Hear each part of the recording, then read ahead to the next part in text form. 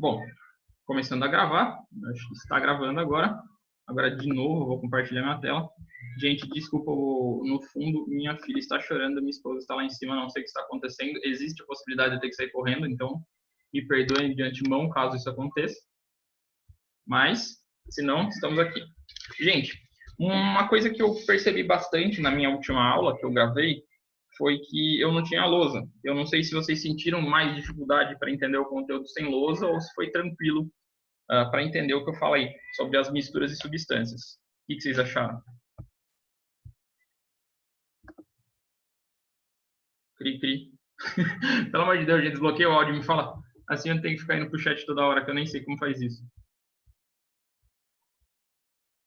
Descobri aqui em cima. Não, quase aqui em cima. Chat aqui, achei. Ctrl H.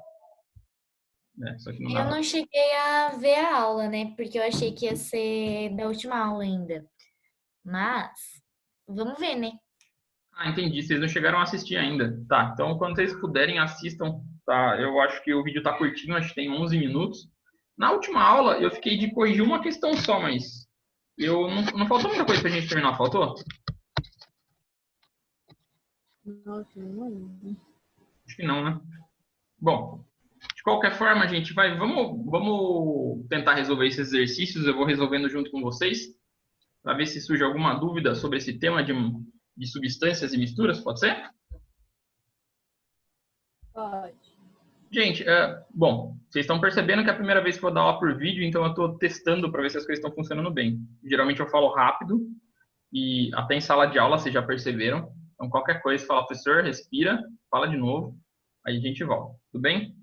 Vocês estão vendo o arquivo que está aberto aí, que é a nossa lista, a nossa primeira aula? Sim. Maravilha. Então, ó, a primeira questão, ela fala não necessariamente de substâncias e mistura, mas ele fala sobre propriedades dos estados físicos da matéria. Eu vou ler a questão com vocês e a gente vai resolvendo junto. Então, ó, a água é uma das raras substâncias que se pode encontrar na natureza em 3 estados de agregação. O quadro abaixo mostra algumas características dos diferentes estados de agregação da matéria. Ele dá uma propriedade, né, e fala sobre os 3 estados físicos, sólido, líquido e gasoso. A primeira propriedade que ele comenta na tabela é a fluidez. Ele diz que os sólidos não são fluidos, né? O objeto sólido, ele tem como eu posso dizer, um volume fixo, uma área fixa, ele não consegue trocar de área, por exemplo, trocar de espaço que ele está ocupando. Já o material líquido é fluido, portanto, ele vai se adequar ao recipiente que eu coloco ele. E o gasoso, ele não fala, ele me dá um número, né, para a gente completar depois. Só de antemão, pensando nessa propriedade da fluidez, vocês acham que o material gasoso, ele é fluido ou não? Vocês acham que ele consegue ocupar qualquer espaço que eu coloco ele ou ele não tem essa capacidade? Ficou muito vago? Eu acho que é fluido. Sim, se a gente for parar para pensar, ele é fluido, galera, porque ó, a gente consegue compactar ele a ponto de colocar ele dentro de um botijão para a gente ter em casa, ou a gente consegue compactar ele para colocar ele dentro de um vidro de desodorante. Então, todo o material gasoso, né, ele tem uma capacidade, né, é muito mais fluido, na verdade, que o líquido. Ele é bem fluido e pode ocupar qualquer volume que eu consiga colocar ele. Ele também é compreensível. Então, eu consigo apertar esse gás e fazer ele ficar num frasco muito pequeno até, graças a essa fluidez excessiva que ele tem. Ok? Beleza? Beleza. Bom, agora na parte da mobilidade molecular, pensando no nível de movimentação que as moléculas conseguem ter. No material sólido, eu acho que eu comentei isso também na aula que a gente falou de velocidade de reação, né? Quando eu estava falando sobre como a temperatura afeta a velocidade de reação. E pensando nisso, imagine o seguinte, um material sólido, para ele existir, as moléculas elas têm que estar muito próximas uma das outras, praticamente que grudadas, encavaladas uma em cima das outras. Vocês acham que existe algum movimento nessas moléculas quando o material está sólido? Não. Exatamente.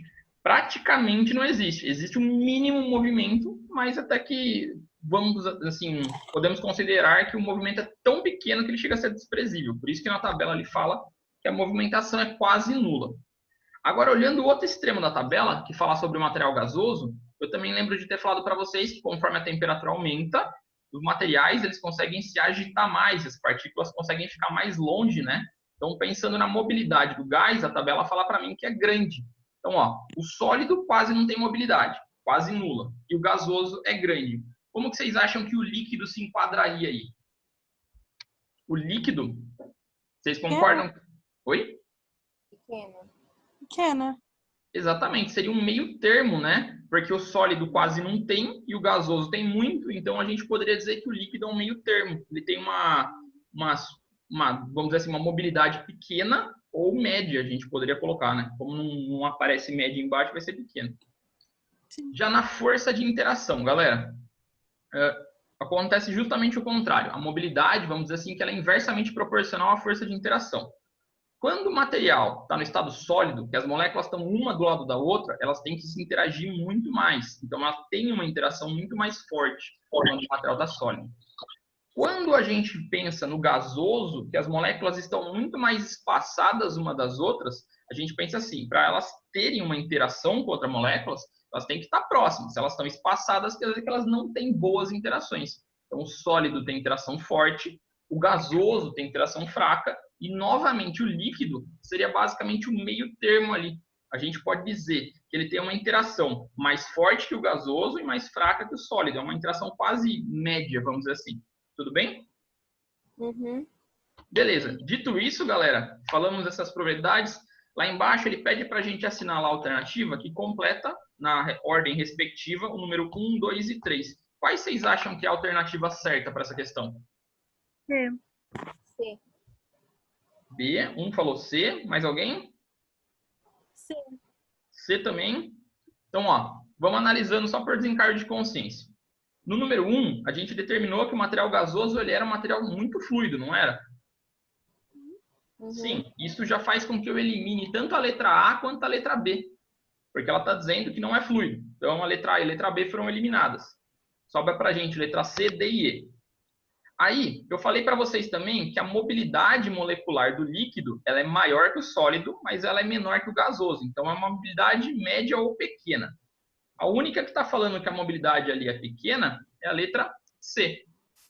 A D fala que é grande, a mobilidade do líquido não é grande, e a E fala que é nula, sendo que, na verdade, quem é nulo é o sólido. Ou seja, já de cara eu consigo perceber que a C está correta. Eu nem precisei olhar o número 3 ali, né? Só por desencargo de consciência a gente vai olhar agora. Número 3 seria forças moderadamente fortes, ou seja, uma força mediana, vamos dizer assim. Então, realmente, o número C se enquadra certinho como resposta. Tudo bem? Deu para entender? Deu. Maravilha. Agora, a 2, gente, ela é basicamente em cima daqueles gráficos que eu mostrei na videoaula. Então, ó, vou ler com vocês e a gente tenta responder. E agora, sempre que alguém manda uma mensagem no chat, eu me embanano, gente. Aqui, vamos lá, vou chegar lá, vou chegar lá. Aqui, não. Será que eu mandar aqui ou mandar no WhatsApp? Mandar no WhatsApp, faz loucura. Bom, então, a 2 ela diz assim: a solda macia ou solda branca é uma solda comum à base de uma liga de estanho e chumbo. Então, gente, quando ele fala o termo liga, já me entende que é uma mistura, porque eu tenho que usar dois materiais, dois elementos químicos para fazer aquilo, entendeu? Então, a solda ela é uma mistura de dois materiais sólidos. Em variadas proporções. Na eletrônica, as soldas são mais usadas em formas de fios, uma liga de estanho e chumbo na proporção de 60 a 40. Então, ele usa um pouquinho mais de estanho, um pouquinho menos de chumbo. A qual possui um ponto de fusão igual a 183 graus Celsius. Analisando o gráfico abaixo, que mostra o comportamento térmico dessa solda, assinale a alternativa correta. Bom, dito isso, galera, a gente pode observar o gráfico, que esse gráfico mostra a variação de estado físico de uma substância. Foi justamente os gráficos que eu tentei mostrar no vídeo. Ficaram muito pequenos porque eles estavam no meu caderno, mas eu ainda assim tentei mostrar. Eu vou mostrar para vocês rapidinho esses gráficos de novo. Então, eu vou parar de compartilhar aqui, vou colocar minha cara no meio e aí vamos ver o caderno. O caderno da mesmo caderno da aula. Dá para vocês enxergarem? Está muito ruim. Muito longe. Dá? Dá pra ver. Dá para enxergar. Maravilha. Bom, esse caderno aqui, então, galera, mostra duas comparações. Aqui seria um gráfico para uma substância onde eu tenho ponto de fusão e ponto de ebulição constante, porque no gráfico aparece uma linha reta. Isso significa que a minha temperatura não consegue subir mais desse ponto até que toda a matéria tenha trocado de estado físico. Então, imagina só, a matéria está sólida aqui. Aí vai aquecendo, aquecendo, aquecendo, aquecendo, chega num ponto que ela começa a derreter, começa a ficar líquida, faz a fusão desse material. Esse material, ele começa a se derreter molécula por molécula. Quando todas as moléculas estiverem derretidas, aí sim a temperatura volta a subir de novo, até chegar a um determinado momento que ela vai trocar de estado físico pela segunda vez. Dessa vez, ela vai para o estado gasoso, que é a ebulição dela. Aí, de novo, cada molécula começa a ganhar energia para ficar no estado gasoso, até que todas elas ganhem. Por isso que é estável. Depois que todas elas ganharam, elas começam a aumentar de temperatura de novo. Ou seja, sempre que eu vou ter um aumento de temperatura na hora de uma troca de estado físico, primeiro eu preciso trocar todas as moléculas de estado físico para depois a temperatura voltar a subir. Na mistura, já não é isso que acontece.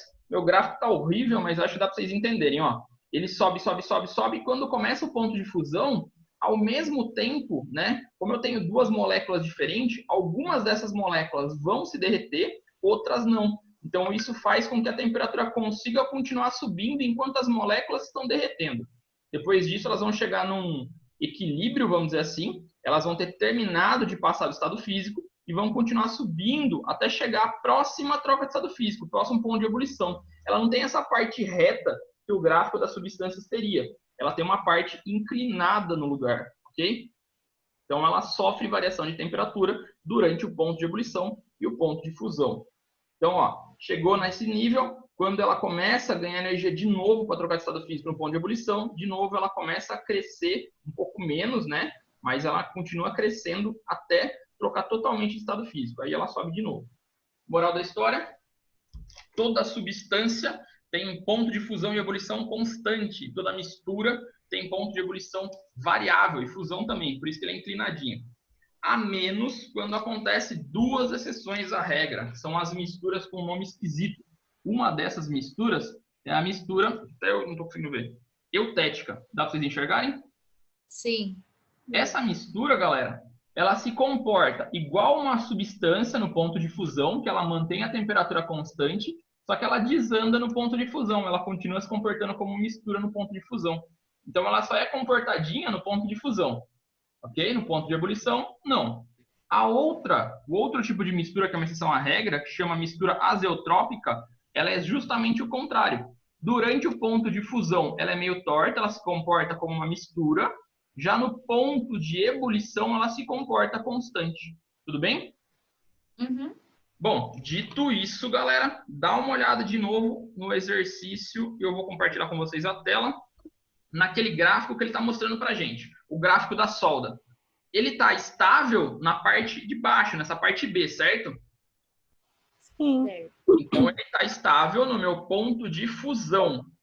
Agora, na minha parte D, seria a minha próxima troca de estado físico, que eu posso entender que é o meu ponto de ebulição, ela não está constante, ela está inclinada. Isso significa que é uma mistura eutética. Exatamente. Muito bom, gente. Deu para entender? Então, só observando o gráfico eu já consigo perceber isso. Sim. Dito isso, qual a alternativa correta, gente, vocês acham? C. A, B, C, D ou E? Vamos lá, lê uma por uma. Letra A. A solda é constituída por uma substância, ou melhor, por substâncias com impureza e com temperatura de ebulição constante. A temperatura de ebulição é constante? Não. Não. Então, essa é falsa.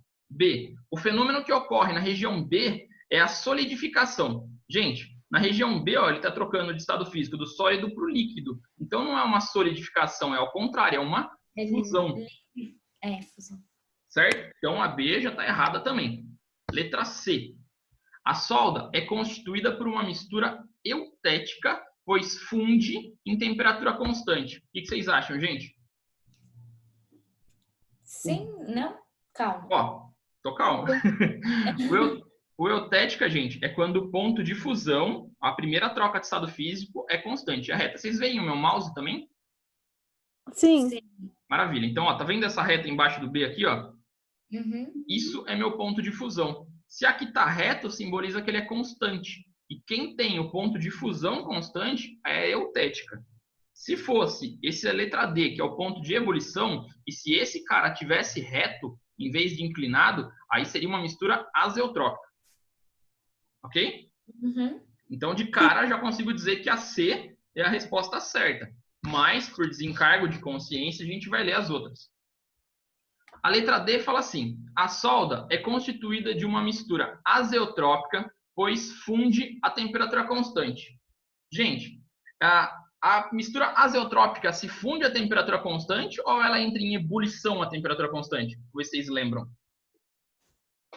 É em ebulição a temperatura constante. Exatamente. Então, essa daqui, ó, ele está falando uma informação errada, porque ela não se funde a temperatura constante, ela entra em ebulição em temperatura constante. Então, a letra D está errada por causa de uma palavra, mas ela pode muito bem enganar a gente se a gente não tivesse prestado atenção. E por último, só por desencargo de consciência, na região D da curva, coexistem as fases líquidas e gasosas, a temperatura permanece constante.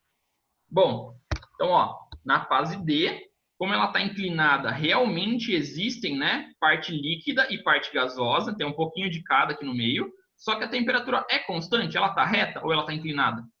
Está inclinada. Então, quer dizer que a temperatura não é constante, então a letra D estaria errada por causa disso. Tudo bem? Deu para entender? Sim. Maravilha. Galera, número 3. Essa daqui foi praticamente uma muito parecida com o que eu falei no vídeo. Considere a arte rupestre as representações feitas sobre rocha pelo homem da pré-história, em que se incluem gravuras e pinturas. Acreditam-se que essas pinturas, em que os materiais mais usados são sangue, saliva, argila e excrementos de morcego, cujo habitat natural são as cavernas, e tem cunho ritualístico. Desculpa, não entendi? Tudo bem aí? Bom, continuando.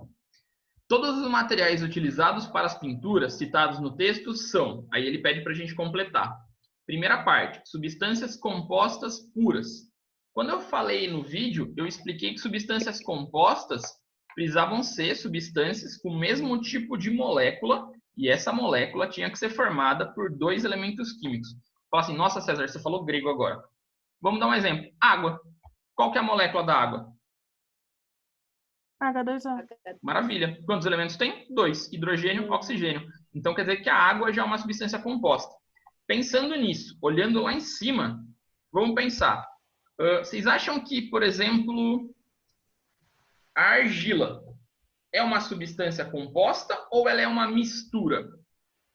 Mistura. Mistura, porque vai ter alguns minerais, vai ter água, vai ter alguns resíduos orgânicos. Então, quer dizer que tem mais de uma substância lá dentro. Quando eu tenho mais de uma substância, ela é uma mistura. Então, a letra A já não pode ser.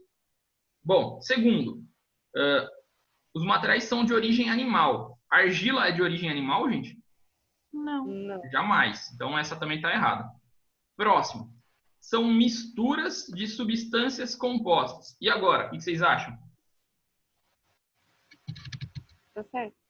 Eu Tá acho que tá certo. certo.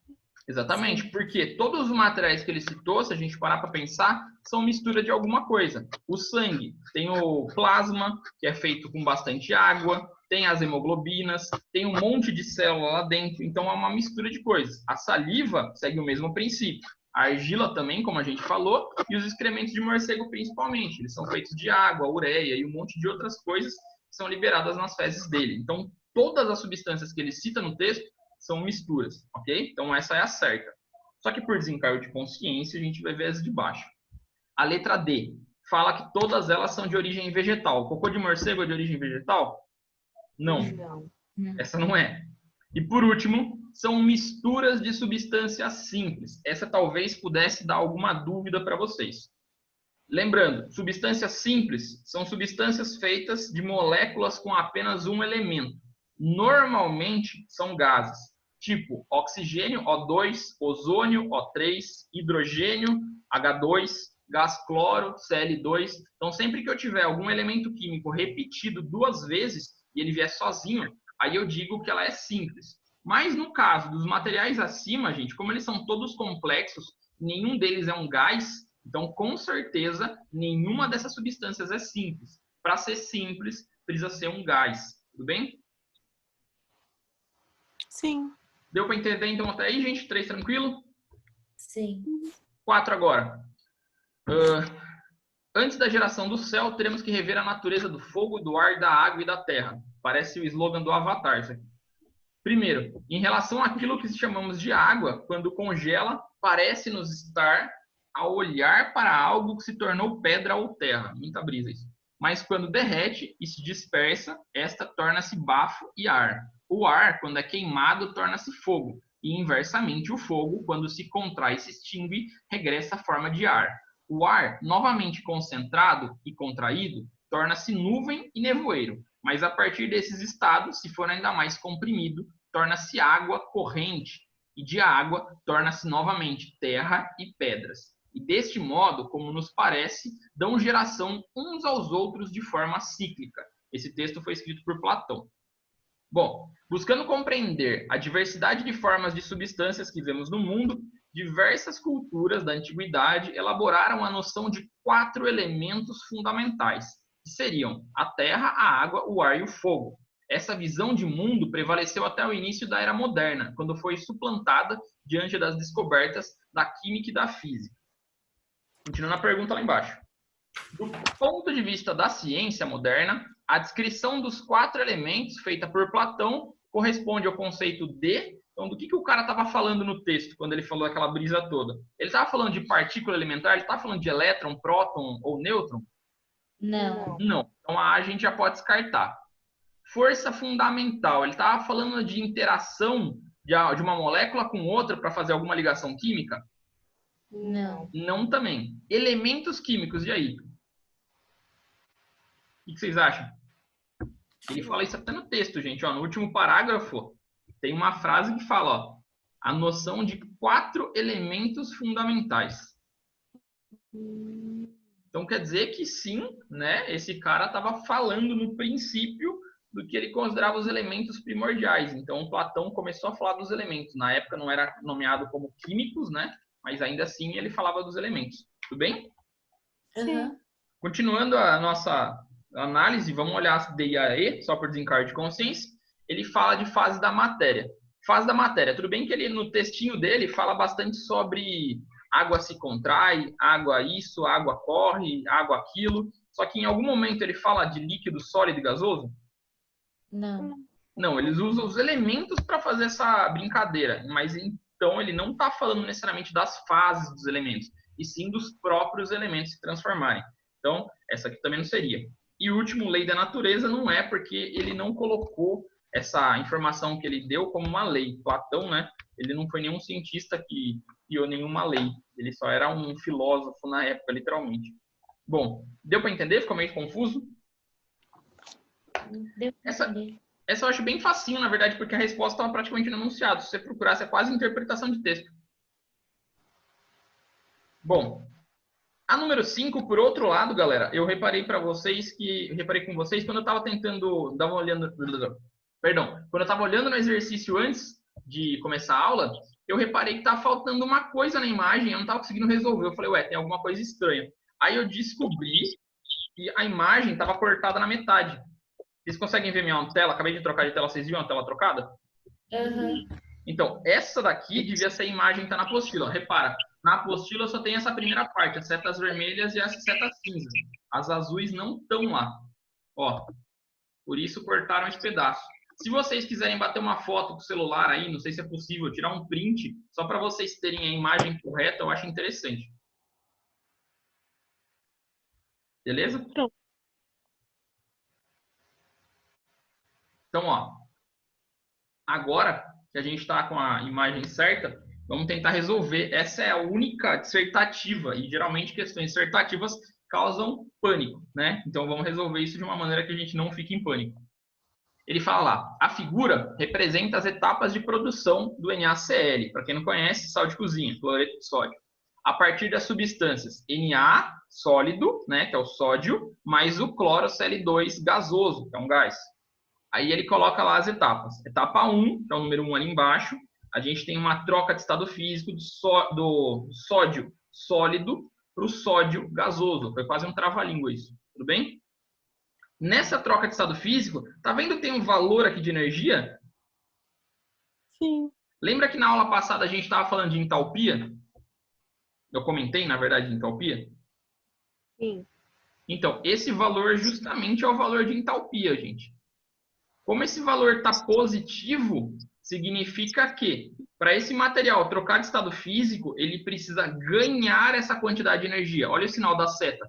Quando ela vai para cima, quer dizer que ele tem que ganhar essa energia. Quando ele vai para baixo, ela libera. Tudo bem? Uhum. Na etapa 2, a gente tem meia molécula de cloro gasoso, que é o Cl2, e essa molécula meio que se divide no meio e vira 2 cloros, né? Do cloro simples. Então, para ela acontecer, para ela fazer essa divisão, ela precisa de energia para romper essa ligação. Então, ela precisa absorver 122 kJ de energia. A próxima, número 3, a gente tem, de novo, o sódio gasoso. Dessa vez, o cara reage com alguém, ele vira um íon, né? Ele vira um cátion, na verdade. Ele tem um Na+ aqui e ele solta um elétron. Para ele soltar esse elétron, ele precisa, de novo, ganhar força para conseguir remover esse elétron. Então, ele tem uma força de 495,8 kJ, ok? Tudo isso ele ganhou. Depois, o cloro, por outro lado, vai se juntar com esse elétron que o sódio soltou. Então, quando ele faz isso, é uma coisa que literalmente libera energia, ele não precisa de força para fazer. Ele gastava força para tirar o elétron, mas para pegar de volta, ele até libera energia. Por isso que a seta está para baixo e o valor está negativo. Não quer dizer que ele perdeu essa energia, quer dizer que ele liberou para o espaço. E na etapa 5, o meu sódio, com uma carga positiva, se une com aquele cloro que ficou negativo porque pegou o elétron e forma um complexo neutro, que é o cloreto de sódio. E, de novo, nessa união, eles liberam bastante energia. Tudo bem? Essa foi a nossa leitura da imagem. Agora vamos às questões. Questão A. Em qual das etapas representadas na figura, uma substância simples passa por uma mudança de estado físico? E qual é o nome dessa mudança de estado físico? Então, galera, olhando nos passos ali, 1, 2, 3, 4 ou 5, qual delas que tem alguma coisa trocando de estado físico? Na 1. Perfeito, na 1. Na verdade, é a única que troca de estado físico, né? Porque a gente tem o sódio sólido e vai para o sódio gasoso. Então, ó, a etapa que representa uma troca de estado físico é a número 1. E qual que é o nome de quando eu tenho uma coisa sólida que vai direto para o estado físico gasoso? Qual é o nome desse processo? Eu não falei dele, mas é uma coisa que vocês já viram até no ensino fundamental. Liquefação. Ai, não sei. Quase. Começa com su. Sublimação. Isso. Sublimação.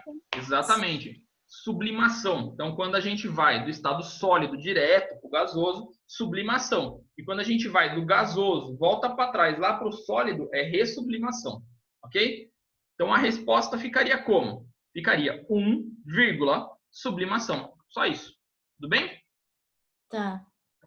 Bom, letra B, agora que vem a parte que causa pânico, porque tem um calcule. Calcule o valor de X. Classifique a reação de produção de NaCl com base na variação de energia envolvida no processo. O X que ele fala ali, galera, tá vendo que tem um ΔH embaixo aqui, ó? Uhum. Ele quer saber, depois de todos esses processos, de todas essas setinhas para cima, todas essas setinhas para baixo, quanto de energia que ele gasta ao todo. Como que eu faço para mim descobrir isso? Eu simplesmente vou somando todas as energias que eu tenho. Tudo bem? Uhum. Sim. Então, vamos fazer isso agora, rapidinho. Calculadora. Vocês conseguem ver minha calculadora também ou só consigo coisar alguma coisa do... A calculadora do computador, você fala? É, eu abri minha calculadora, deu para ver? Não. Ih, então eu não sei como é que faz uma calculadora pequena, mas então vamos somar, que eu vou falando, vocês vão somando na calculadora de vocês, tá, gente? Ou anotando no caderno, como preferirem, sei lá. Então, ó, o primeiro valor, como ele está positivo, eu simplesmente anoto ele positivo. Então, 107,3.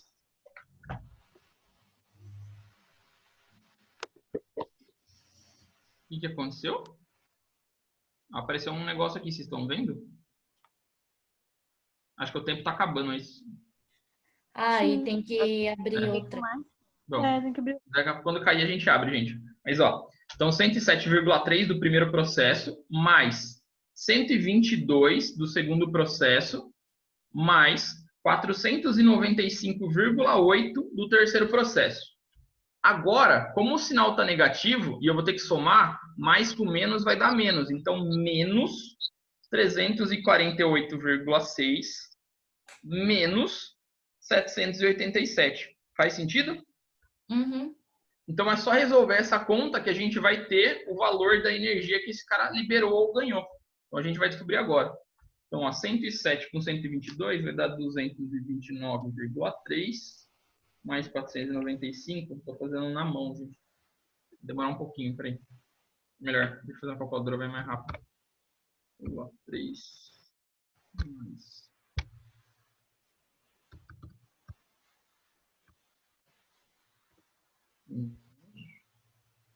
348,6. Aqui não tá pondo vírgula, por isso já fiz errado, perdão, gente. Calma aí, zero. Alguém fez a conta? Mais fácil. 4 menos. Não. Menos 410,5. Devia ter sido mais fácil a gente olhar aqui embaixo. Esqueci desse pequeno detalhe. É muito bom, muito bem observado. Bom, então a gente chegaria nesse valor negativo, porque os valores em negativo, né, na minha conta, eles estão maiores que os positivos. Então, a gente chegaria com esse número de resposta. A gente não pode esquecer de colocar o sinal de negativo. E por último, ele pede para a gente classificar a reação com base na variação de energia. Então, essa classificação é basicamente dizer se minha reação é endotérmica ou exotérmica. Vocês lembram disso da aula passada, né? É exotérmica, hein? Maravilha. Sempre que o valor for negativo, ela é exotérmica. Se o valor fosse positivo, ela seria endotérmica. Ok? Uhum. Então, a resposta seria menos 410,5, exotérmica. Ok? Beleza. Maravilha. Bom, a próxima é muito interessante, eu achei muito engraçada, por sinal. Ela dizia o seguinte: em uma postagem de humor na internet, trazia como título prova de que os gatos são líquidos e usava, com essas provas, fotos reais de gatos, como as reproduzidas aqui. Aí tem os gatos em todos os recipientes possíveis e imagináveis. Continuando ali em cima, ele fala: o efeito de humor causado na associação do título com as fotos se baseia no fato de que os líquidos, vamos terminar, note e adote, considere a temperatura e pressão ambiente. Tudo bem, então ele fala para a gente meio que desconsiderar a variação de temperatura e pressão. Letra A. Os gatos são metálicos, em repouso formam uma superfície refletora de luz, como os pelos do gato. Tem alguma coisa a ver isso? Não. Não temos nenhum gato Wolverine aqui, né? B. Tem volume constante e forma variável, propriedade que os gatos aparentam ter. Então, gente, essa tem sentido, porque imagina só, se eu tiver uma garrafa de Coca-Cola de 2 litros e colocar a Coca-Cola lá dentro, ela vai assumir o formato daquela garrafa. Se eu pegar os mesmos 2 litros de Coca-Cola e passar para uma forma de cozinha, sei lá, para qualquer outro recipiente, ela vai adotar o formato daquele recipiente, porque ele vai ocupar aquele recipiente. O volume dela não vai aumentar, não vai ser mais que 2 litros depois que eu passar para a forma, ou ser menos. Então, o volume continua igual, só que o formato se adequa ao molde. Então, o líquido tem essa característica. Então, dá para perceber que a B, né, tem volume constante e forma variável. É a nossa questão certa, nossa resposta certa, beleza? Uhum. Por desencargo de consciência, continuando. Letra C. Os gatos são moleculares e muito viscosos. Tem alguma coisa a ver? Não. Esquece. D. Os gatos são muito compreensíveis, mantendo forma, mas ajustando o volume ao recipiente, como os gatos aparentam ser. Quem consegue ser compreensível no fato de ser comprimido são os gases, não são os líquidos. Então, esse cara está falando do estado físico errado. Se falasse sobre gatos gasosos, não gatos líquidos, aí tudo bem, mas então essa aí não tem nada a ver. E aí, de novo, fala que eles são moleculares, são voláteis. Então, o gato evapora, gente? Não, o gato nunca evapora, né? Então, também não é aí. Beleza? Próxima, número 7. Vamos fazer em 5 minutos 3 questões, vamos ver se dá tempo, se Deus quiser. Pior que essa aqui é gigante. A natureza apresenta grande diversidade de materiais e é preciso analisar a composição e as propriedades desses materiais para que eles possam ser utilizados ou transformados nos mais diversos objetos, tendo por base o enunciado e o contexto relacionado à temática em questão, Analise as afirmações que seguem e marque verdadeira para as V para as verdadeiras e F para as falsas. Primeira afirmação. Uma mistura eutética é aquela que se comporta como substância pura durante ebulição. Ou seja, apresenta temperatura de ebulição constante. É verdade, gente? Vocês lembram ainda? Não. Exatamente o oposto, porque a eutética... Essa seria azotrópica. Exatamente. A eutética tem um ponto de fusão constante, então a primeira de cara já é falsa. Sim. Com isso, a gente já consegue eliminar a alternativa B e a alternativa C. Então, essas duas já não são, tá? Uhum. Continuando. Número 2. O ar atmosférico seco e filtrado se constitui como uma mistura homogênea, formada principalmente por nitrogênio e oxigênio. Galera, mistura homogênea é que tem mais de uma substância, e no ar atmosférico a gente tem mais de uma, a gente tem gás oxigênio, gás hidrogênio, gás nitrogênio, gás carbônico, tem um monte de coisa, certo? E ela é formada principalmente por nitrogênio e oxigênio, então é verídico, porque os gases que a gente mais tem na nossa atmosfera são esses dois, gás oxigênio e gás nitrogênio, são os mais comuns do planeta, ok? Curiosidade bizarra à parte, o gás nitrogênio é que causa os raios, não sei se vocês sabiam. É só por causa disso que os raios existem. Bom, voltando. Foi uma observação aleatória, perdão. Eu me empolgo às vezes.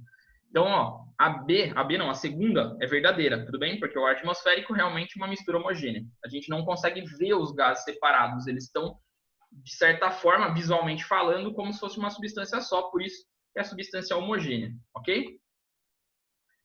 Próximo. Ligas metálicas são misturas homogêneas, também classificadas como soluções. E aí, galera, o que vocês acham dessa afirmação? Vocês viram meu vídeo quando eu falei de bronze? Sim.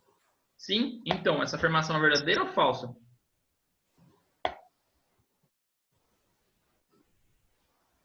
Eu não entendi essa parte de soluções.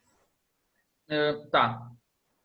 Basicamente, ele fala o seguinte, são classificadas como soluções. A solução, nesse sentido que ele coloca a questão, seria como se fosse uma mistura de duas coisas. Poderia ser uma solução metálica, por exemplo, uma mistura de dois metais, entende? Então, ó, ligas metálicas são misturas homogêneas, também classificadas como soluções. Vai ficar repetitivo, como misturas, mas é a mesma coisa que misturas, né? Então, ó, sim, as ligas metálicas, elas são misturas homogêneas, porque, por exemplo, o bronze, que eu comentei no vídeo, que é feito de dois elementos químicos, quando eu olho para o material feito de bronze, eu não consigo diferenciar um elemento químico do outro. Então, eu não vejo uma cor, por exemplo, um pouco prateado do estanho e um pouco alaranjado do cobre. Não, eu vejo os dois se mesclando e criando uma cor nova, que é um amarelo meio brilhante do bronze. Então, assim, é uma solução, é uma mistura homogênea. Então, toda liga metálica, até uma janela de alumínio em casa, que não é feita só de alumínio, tem manganês ou tem cromo lá dentro, a gente não consegue perceber a existência de mais de um metal, mas eles estão lá misturados. Justamente isso faz elas serem substâncias homogêneas, ok? Então, essa afirmação seria verdadeira. E as soluções, a gente vai entender que é uma mistura delas, basicamente. Uma solução metálica, uma mistura de metais, por exemplo, ok? É que o contexto ficou meio confuso, mas é isso. Próxima afirmação. A decantação é um processo de separação de uma mistura do tipo líquido-líquido ou sólido-líquido e ela se baseia na diferença de densidade e solubilidade entre seus componentes. O que vocês acham dessa afirmação, gente?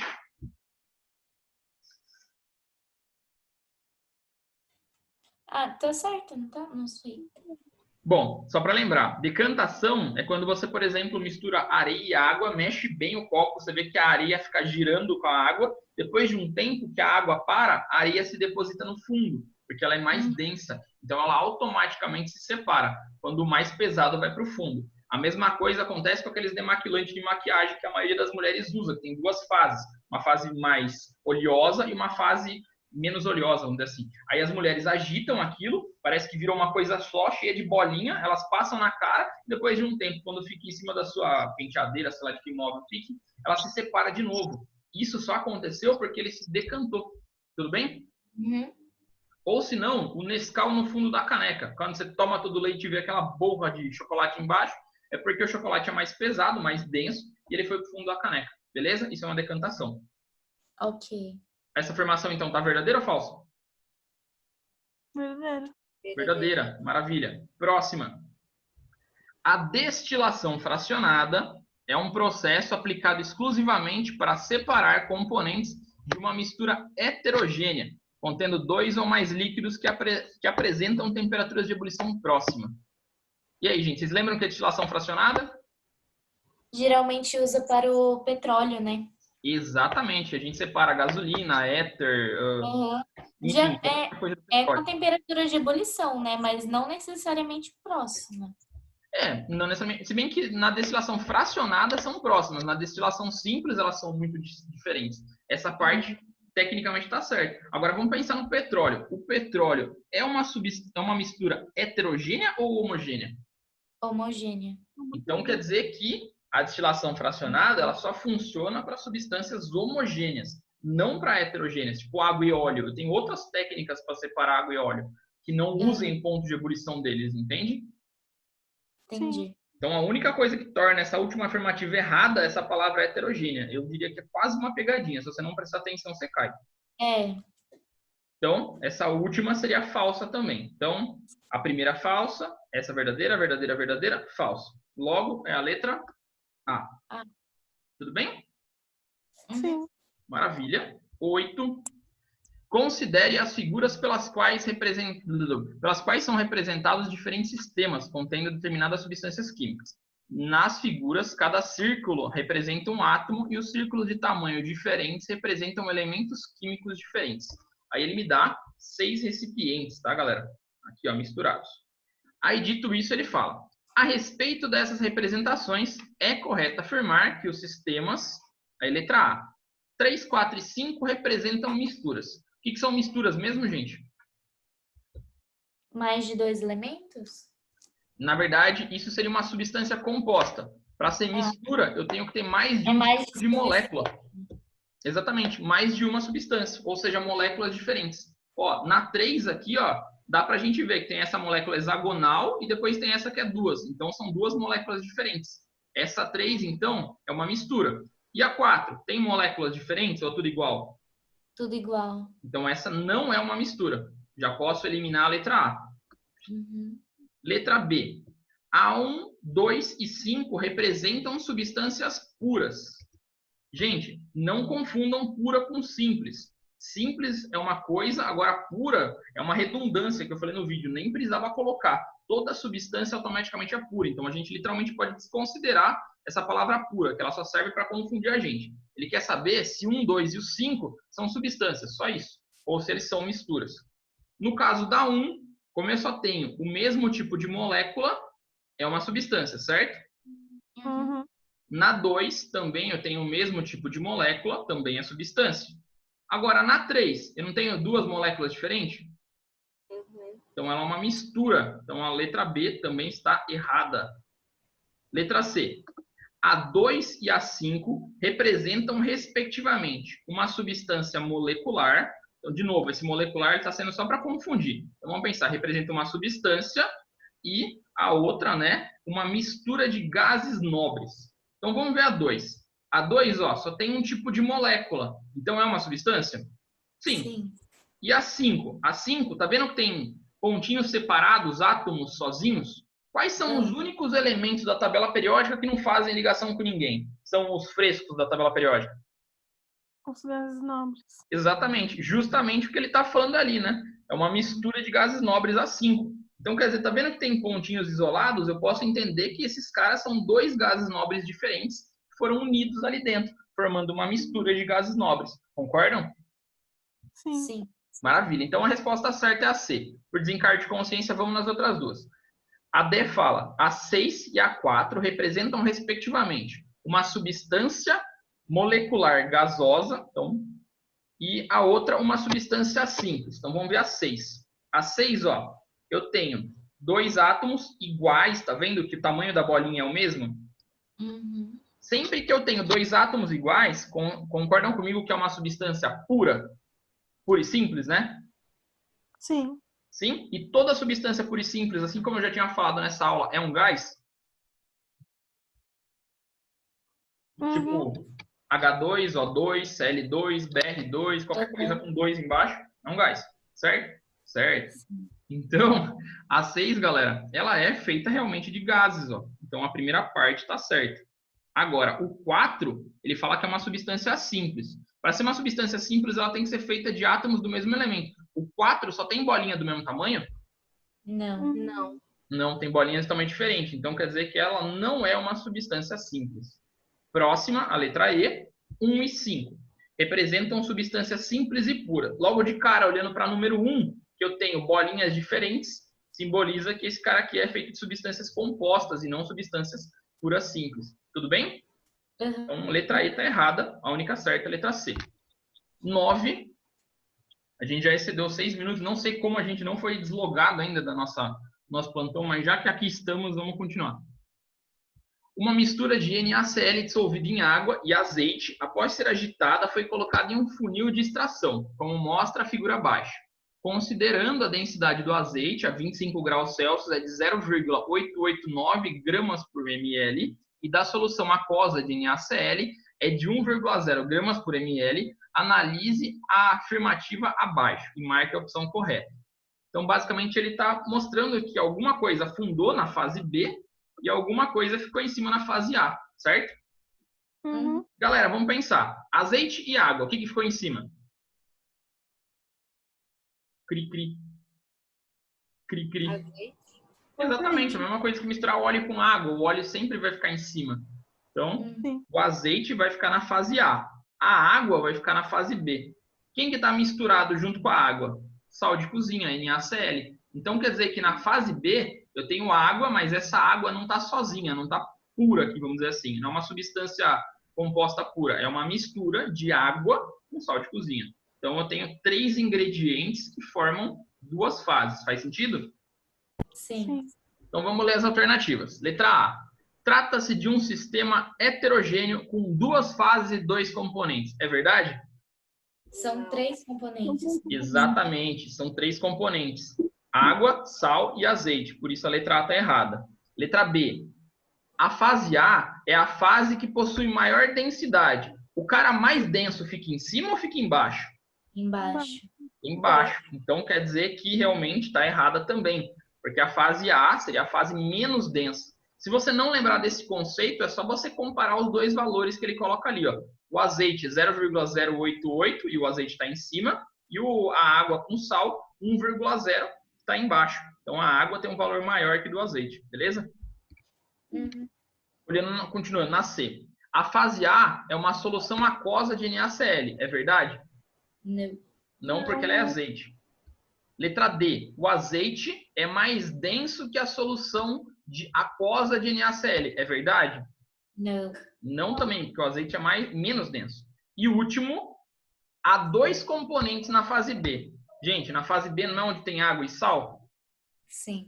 Então, resposta certa, letra E. Ok? Sim. Última de hoje agora, então. Vamos lá. Sempre que uma substância muda de fase de agregação, a temperatura permanece constante enquanto a mudança se processa, desde que a pressão permaneça constante.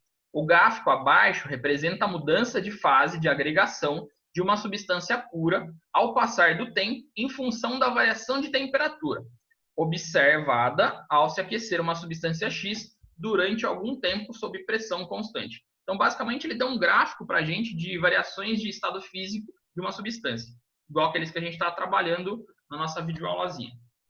Aí ele fala assim, tomando-se como base o gráfico, analise as seguintes afirmativas. Entre 0 e 19 graus, a substância X encontra-se na fase sólida. Vocês acham que isso é verdade? Calma. Entre Calma.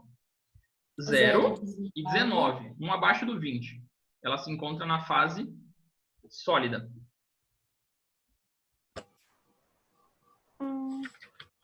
Ela se encontra no ponto de fusão, não é? Sim.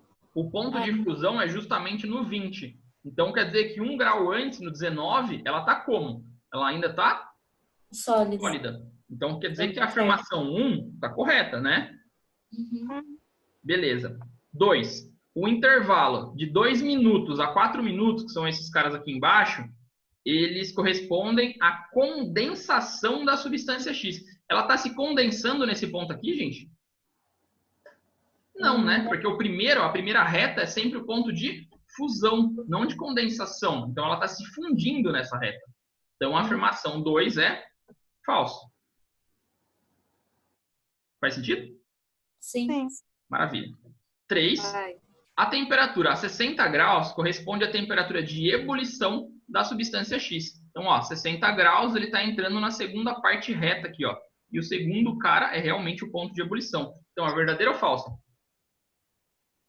Verdadeira. Verdadeira, certo? Próxima e última. No intervalo de 40 e 50 graus, a substância encontra-se na fase líquida.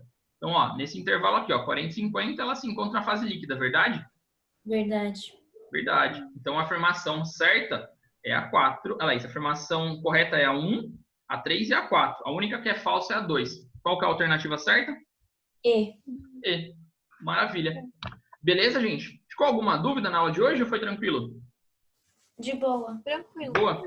Gente, eu tô arrumando uma lousa, literalmente tô comprando do Mercado Livre. Semana que vem eu tenho a lousa aqui em casa, daí o vídeo vai ficar com lousa, pelo menos. Aí fica mais fácil de entender, tá? Caso alguém não tenha entendido. Beleza? Beleza. Então, gente, é isso. Até mais. A gente excedeu uns 12 minutinhos hoje, mas obrigado por terem ficado. Imagina. Tchau. Até mais, gente.